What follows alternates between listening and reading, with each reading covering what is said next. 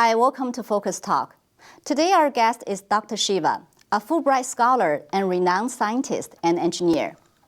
So Dr. Shiva, great to have you on our show. Great to be here. Thanks for having me. Thank you. So Dr. Shiva, a lot of people got to know you during the 2020 election period for your analysis on the Michigan election data and also your testimony at the Arizona hearing. But little does the public know that you even filed your own lawsuits related to election fraud in Massachusetts before the election. And I think you filed new ones after the election. So tell us a bit about that. Sure. First of all, when I did the Michigan analysis, where I exposed the computer algorithms there, and also in Arizona, that was in January, right? Yeah. In February. But prior to that, I was myself a U.S. Senate candidate, and as you just mentioned, I'm a scientist and an engineer. I've spent probably 40 years of my life in a field called mathematics, called pattern analysis. So this was quite profound. I ran for office here in Massachusetts. We ran an incredible campaign, 3,000 volunteers, 10,000 lawn signs, 20,000 bumper stickers. We had 15 major billboards, nearly raised $2 million bottoms up from people. And the bottom line here was our campaign was supported and funded by working people. These weren't people who were paid, not one paid volunteer in our campaign. But, we did close to probably 400, 500 different standouts, which means where you go out, people hold the signs up. And these were everyday people. It was an incredible campaign. And the election I'm talking about, there's two elections. First of all, we're talking about the September 1st, 2020 primary. In the primary election, there were 2 Republicans and 2 Democrats running. So I was running on the Republican ticket. Now, what's fascinating is the real people who are opposition in the Republican September 1st primary were not the Democrats, but the Massachusetts GOP, who themselves are a swamp. In Massachusetts, you have to understand it's a uniparty state. Mm-hmm. The Democrats, the Republican establishment colludes with the Democrats. So in this case, clearly they should have embraced me. Instead, they went and found somebody to run, meaning the Republican GOP, to run against me to make sure that they would get a designated loser who would lose to the Democrat. So this guy, just to give you by way of contrast, he had no lawn signs, no bumper stickers, no election campaign. No one even knew who he was, Jenny, at the time of the election. So we were campaigning very hard, and the word on the street was one simple word: landslide. Everywhere we went, we had our own campaign bus. We went to nearly all the 300 towns in Massachusetts. We would show up on an evening at a Walmart. 700, 800 people would be there. It was a bottoms-up campaign. Mm-hmm. We knew we'd won this. What's fascinating is, Jenny, some of my volunteers would say, "Oh, Shiva, the only way you're going to lose is with election fraud." And I said, that doesn't occur in America, right? And that was September 2020. September 1st, 2020. So on the night of September 1st, 2020, what we find is that, by the way, the eve of September 1st, 2020, August 31st, the Secretary of State, who's, by the way, his nickname is known as a Prince of Darkness. He's a very corrupt guy, Secretary of State Galvin. He had done an interesting announcement. He said only 150,000 people are going to vote in the Republican primary. Historically, even in the worst primaries, 260,000 to 70,000 people vote. So I thought this was odd. Why was he saying there was going to be a lower vote count when all of our analysis said it was going to be at least 350,000 and 400,000 people, because you also had mail-in ballots. So we knew something was up, Jenny. Mm-hmm. So on September 1st night, when the results were coming in, what do we see? Well, in Massachusetts, in the different counties, Franklin County was one of the counties which has 80 to 90% hand-counted paper ballots. In that county, we win by nearly 10 points. But in every other county, it was 60-40, 60-40, 60-40, 60-40, 60-40, 60-40. Wow. Now, here's a guy who wins in an all-Hispanic town. And this guy's originally from Greenwich, Connecticut. No one even knows him. 60-40. In a predominantly black neighborhood, 60-40. Here, our campaign was loved by blacks, whites, working class people, everyone. So this guy was 60-40, 60-40. So my quote-unquote concession speech on that evening was, I said, election fraud just took place in third world Massachusetts. And I said, I'm glad we have the First Amendment and we also have the Second Amendment in this country. And I didn't mean it in a violent way. I just meant to say that the founders had put in some basic rights, which we, were important for freedom. But that was when my eyes were frankly open. I said, this is ridiculous. I said, there's no way we lost to this guy. 90% of people said who said that we didn't even know about this guy. If you go on the street, in fact, today, our name brand visibility is like 90%. This guy, no one even knew him. So that September 1st night, Jenny, is when my journey began as not only as a Senate campaign candidate, but also as an engineer, as a scientist, to understand this.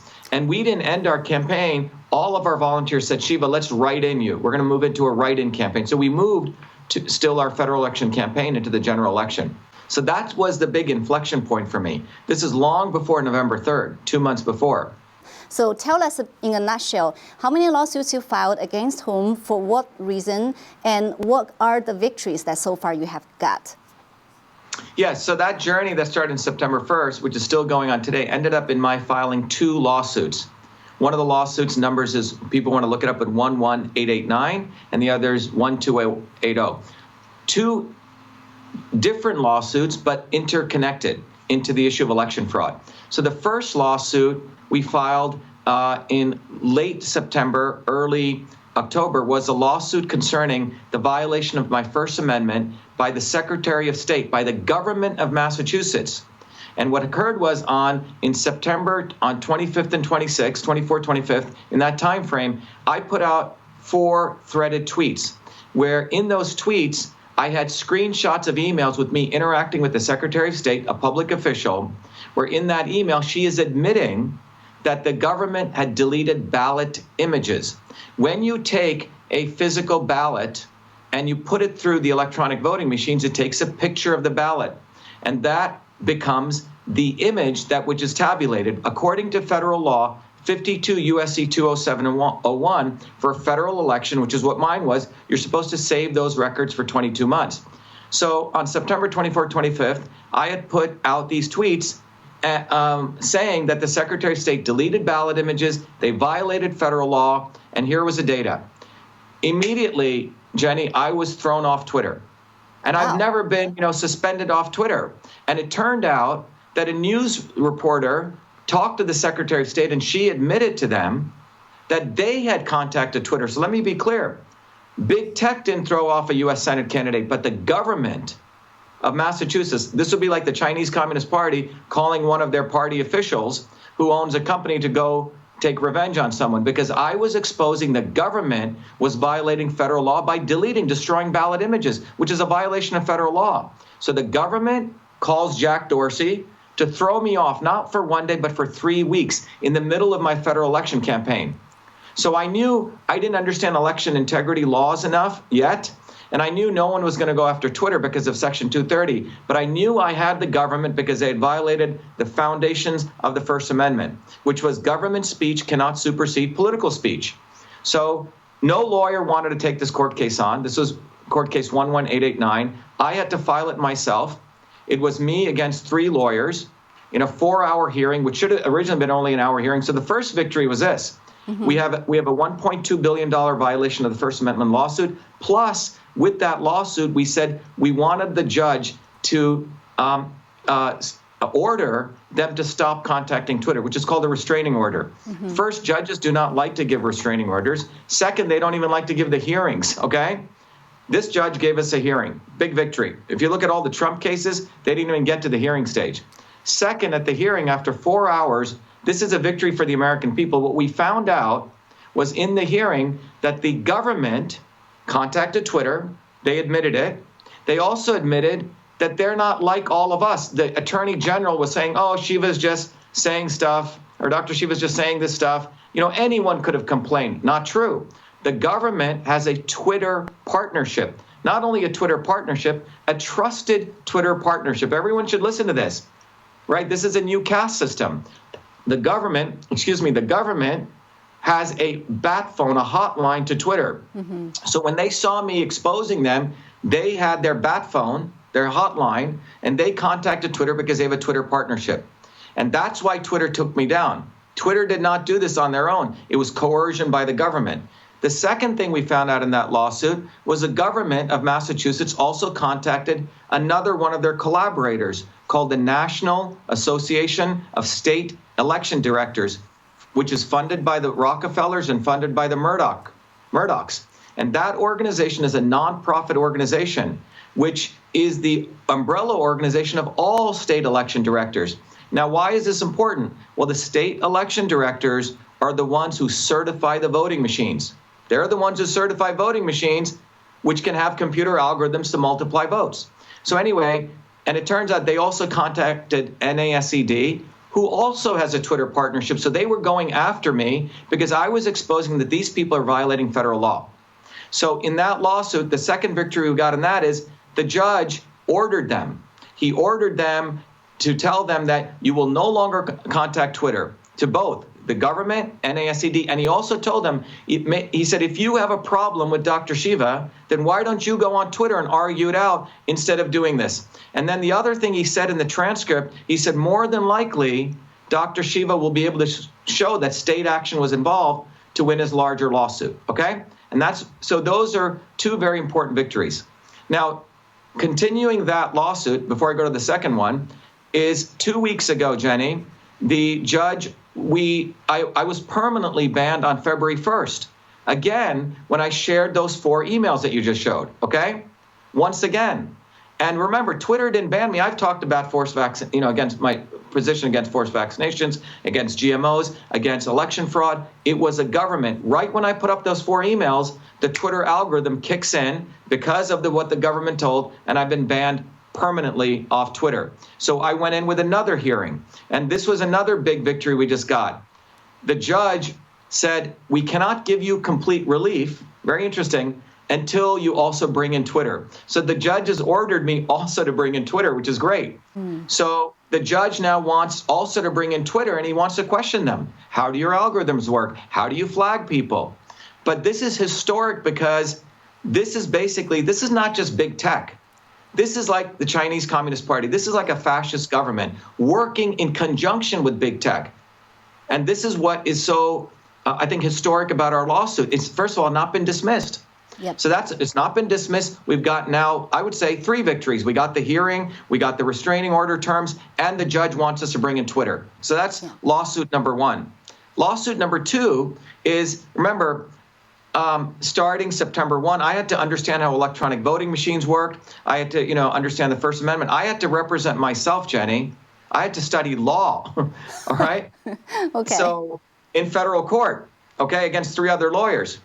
And so by October 30th, I had also started to gather all the mathematical analysis, you say? And I'd found out in those electronic voting machines, going back in one of the images you may want to show on starting in 2002, going back to the grandfather of voting machines called the Diebold voting machine, on page 2-126 of that electronic voting machine software manual is a feature, a computer algorithm feature called a weighted race feature, which means if you got 1,000 votes, Jenny, and I got 1,000 votes, they have the feature, they could multiply your votes by 2 and mine's by 0.5.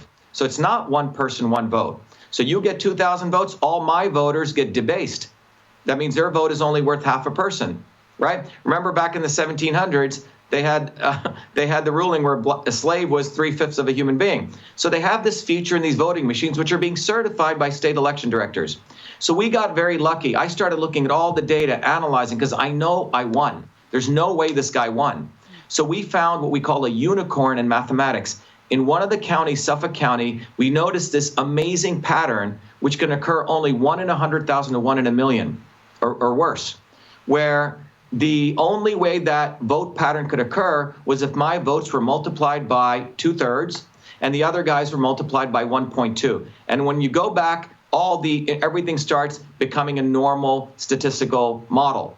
So I filed that mathematical analysis in court, and remember, they applied the opposition. Now remember, I'm going after 2 people in that case, the Secretary of State and the governor, and none of the defendants They applied for a motion to dismiss, which is what happened in all of the Trump cases.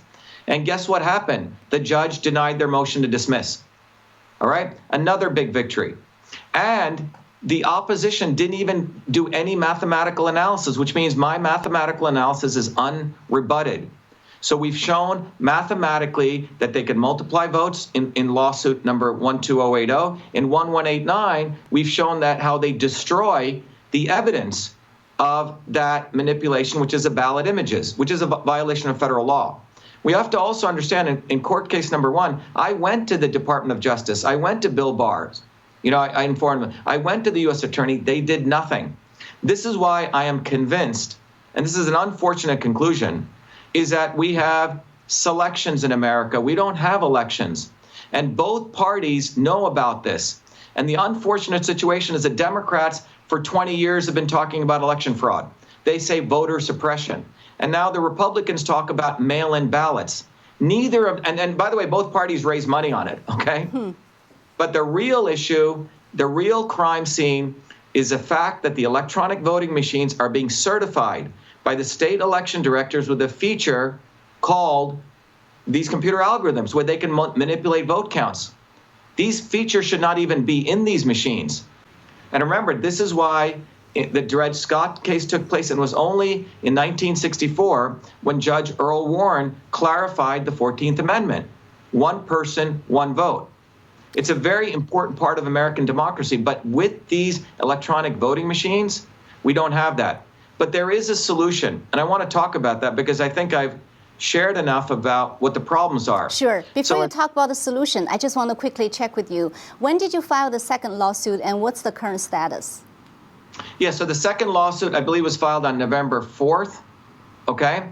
And the status of that lawsuit is it has not been dismissed, okay? They attempted to dismiss, and the judge also told me to add on more information. He wanted to know more about the law of one person, one vote and how it related to machines. So he gave us an opportunity, which is, again, another victory. He wants to learn, because remember, judges, the older judges, if you read his transcript, he said, I'm paraphrasing, he told them, look, maybe I'm old, but I believe in the First Amendment, okay? And why didn't you simply argue with Dr. Shiva? So in the second lawsuit, he wants me to explain more about one person, one vote. So I submitted 2 more affidavits from me and also an election commissioner from Tennessee who also knows about this. It's about a 500-page affidavit with all the manuals. And it clearly educates the judge that this weighted race feature exists, that this computer algorithm exists. So now the judge is going to start understanding. So that's why if a judge doesn't believe in the merits of your case, they dismiss it right off. Yeah. This is why all the lawsuits that were filed, all were dismissed, because frankly, they weren't going after the real crime scene. The real crime scene is the fact that the state election directors are allowing this feature to even exist. I see. So both of your cases are ongoing. So now, tell us about your proposed solution. Right. So there's two parts of the solution. First of all, I've come to the conclusion that we need to build a bottoms-up movement in this country. The Republicans and the Democrats, for far too long, they know about this because state election directors are Republicans and Democrats. And you even saw in Michigan a Republican legislature, and they really didn't come to really want to talk about election fraud. But the real solution on the voting issue is, number one, Election Day should be a national holiday, number one. Number two, it should all be hand-counted paper ballots. Number three, it should be at the precinct level. At the precinct level, which are small, decentralized, after the votes are counted, and we should have young people, students, parents, everyone should participate. It should be a national holiday. After the votes are counted at the precinct, it should be reported immediately, right then and there. Like the old days when the town crier would come out and he would shout out in the town square, XYZ got so many votes, ABC got so many votes. None of this electronic stuff being transferred and centralized. So that's the solution. We need to go back to hand-counted paper ballots at the precinct level. If they want to use electronic voting machines, then they must publish the ballot images at the precinct level. That's the solution. So we got to go, as a technologist, this may seem funny, as a guy who invented email, as a guy who does technology, has 4 degrees from MIT, I'm telling you that the real technology here when it comes to voting is hand-counted paper ballots, period. But it seems like, now before we talk about that movement, it seems like we're moving farther away from this, your proposed solution because I just want to hear your thoughts on, for example, currently there's a HR-1 bill, right, being pushed by the Democratic Party in the Congress. So I just want to hear your thoughts about this bill. Like, how do you feel about this HR-1 bill, and what would be the ultimate impact on election integrity should it become law? Well, look, there's so many aspects of it, Jenny, the HR-1 bill, but fundamentally, the HR-1 bill is a fake fight against election fraud. This is what's been going on with the left and the right. They act as though they want to protect elections, but ultimately, what it is about, if you read it carefully, they want to, have the mail-in ballots. They do not want to get rid of the machines. It is a way for them to have more power to centralize votes, okay? Whenever you centralize vote counts, whenever you centralize a tabulation of votes, this is what's going to be more problematic. Fundamentally, if you look at it from a system, if you look at a system has an input, it has some process and an output, right? Mm-hmm. We talked about it from an IT standpoint. Well, a system that has high integrity, you can follow through all the processes. Well, HR-1, you just put it up. They want to ban voter IDs, right? So you can't verify the inputs. So you don't know what's coming in. So it could be garbage in, garbage out. Yep. So HR-1 is basically trying to institutionalize election fraud. That's what it's fundamentally trying to do, saying we don't have to verify the input. It's basically going to move more and more towards centralization, supporting the electronic voting machines, and the output that you get out of it can be unverifiable. Look, if I win or lose an election, it's not my responsibility to do all of this. It should be a very simple, response from the government. Here, Dr. Shiva, here are your electronic ballot images. You can go through them, see you lost the election or you won the election. Mm-hmm. It should be that simple. Instead, HR-1, with everything you've said, it's going to make everything more and more nebulous, right? It's going to make it harder for the end candidate or for the public to ever trace back that process. You don't have voter IDs. You don't even know who voted, okay? They're making it more nebulous. It's basically enabling those in power to further control one of the most important, probably the most important aspect of democracy is how people are elected. So how do we get to where you think we should be at, like improve election integrity? Sorry. Yeah, so look, quick background, I never voted in any election until Donald Trump ran because I never had really liked both of these parties because I always knew they weren't together. And now I'm back to that same conclusion. The only way to win is a bottoms-up movement. If you look at the arc of American history, going back to the mid-1800s all the way to the mid-1900s, it was when working people came up bottoms up, when it was a bottoms-up movement. And if you look at the features of that movement, it was working people. And by the mid-1900s, that working people's movement is why we had infrastructure, nutrition, ending of child labor in the 1900s. And that's when infectious diseases went down. That's when we had prosperity starting in 1940s to 1970. The American pie grew for everyone. So the solution that I've proposed that we've actually started implementing on what is to be done, on our website, vashiva.com, I've integrated 3 important features. One is we need to get people educated. People need to understand political theory. They need to understand, number one, that if you look at science, there is a foundation to everything in the universe, the science of systems, how your computer works, how your body works, how election systems work, how politics work, have a systems basis. So I have created that engineering science, in fact, rediscovered it. And in a 1 to 3 hour course, every Monday evenings, I teach that. And we put that in our own environment, independent of big tech. So first is to educate people. We call them truth, freedom, health warriors. The second part of that is to teach people 3 scientific principles. First principle is the interconnection between freedom, truth, and health. Without the First Amendment, without the Second Amendment, without freedom, we can't practice science to get to truth. You practice scientific consensus, not the scientific method, which is what we have today. You suppress, you censor, you can never find the truth about masks or election integrity, et cetera. They throw you off Twitter, okay, like the government did. so we don't get to truth. But if we can get to truth, then you can identify the real problem and the real solutions for our body, our economy, our infrastructure, and you build health. And with health, we have the strength to fight for freedom. So that's the first principle we teach people. Second is why we need to build a bottoms-up movement, that in the universe of things, our body doesn't have one big cell. It has 6 trillion cells. We have 60 trillion bacteria, 380 trillion viruses. We're a decentralized system. So believing in billionaires and believing in a politician is never going to happen. It's like, it's good for entertainment if you want entertainment, but if you want truly change, we have to go bottoms up. And the third principle we teach people is that to anything in achieving your goal in life, and from a system standpoint, there is always a disturbance which gets in your way.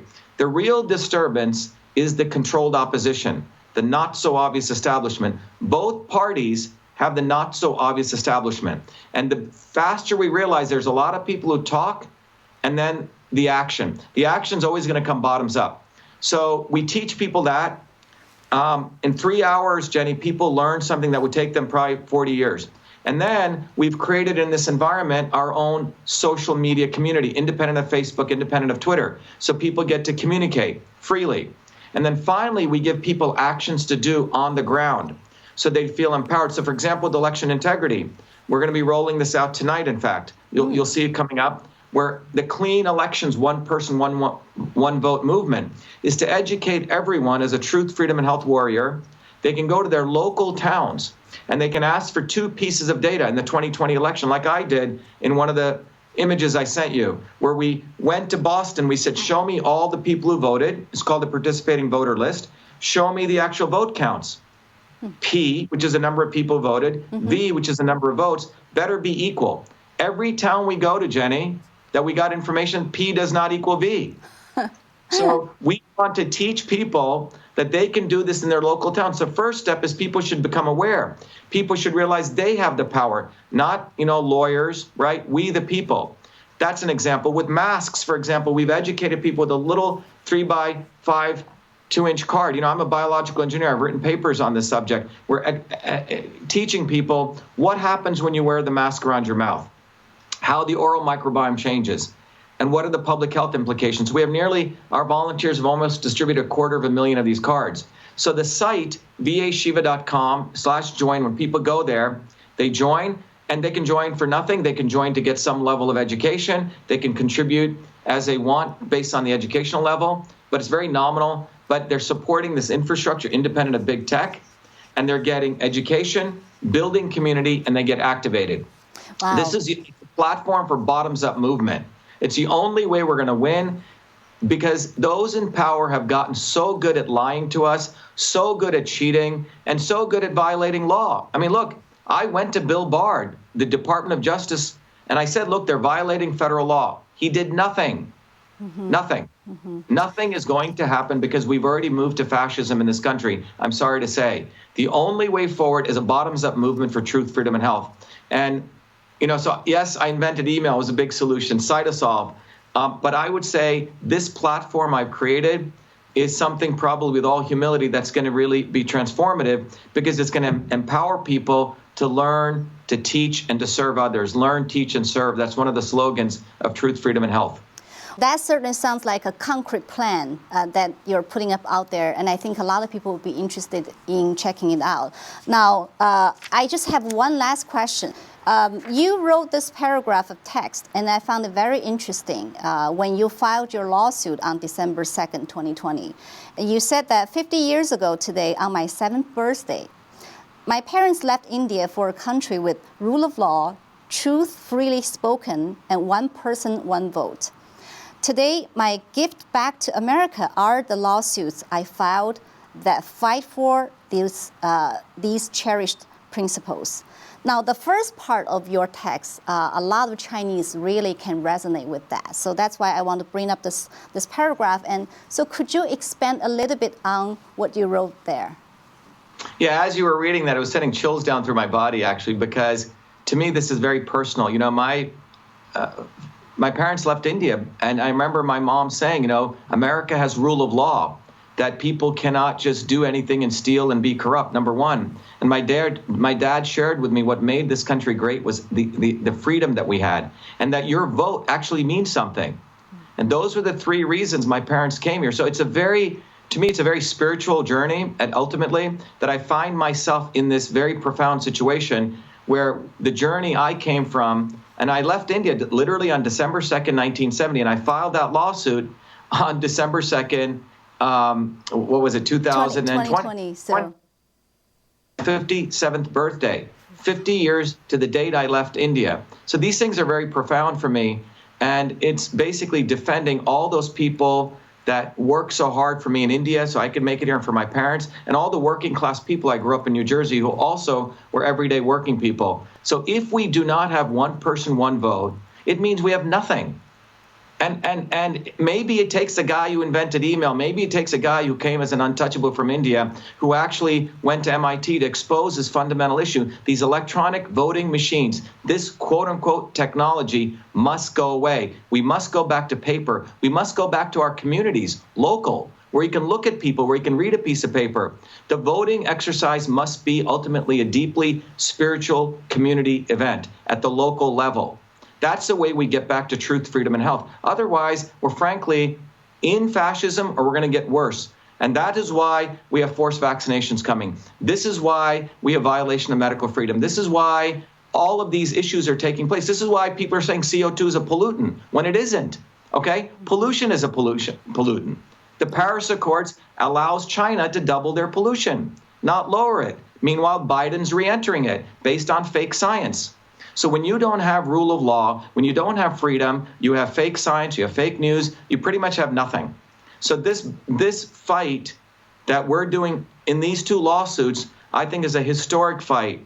And that's why I hope everyone understands the importance of this. And I really appreciate your news organization covering this. Tucker Carlson ain't covering it. Fox News won't cover it. CNN won't cover it. Because those are entertainment. They never want to get to the heart of any real issue. They want to keep the black, white, left, right, Republican, Democrat dialectics going. That's how they make their money. But we, as everyday people, must go to the heart of the issue.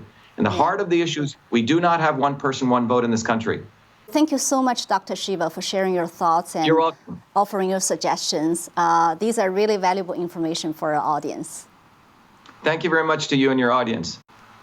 Okay, everyone, thank you for watching Focus Talk. We'll see you next time.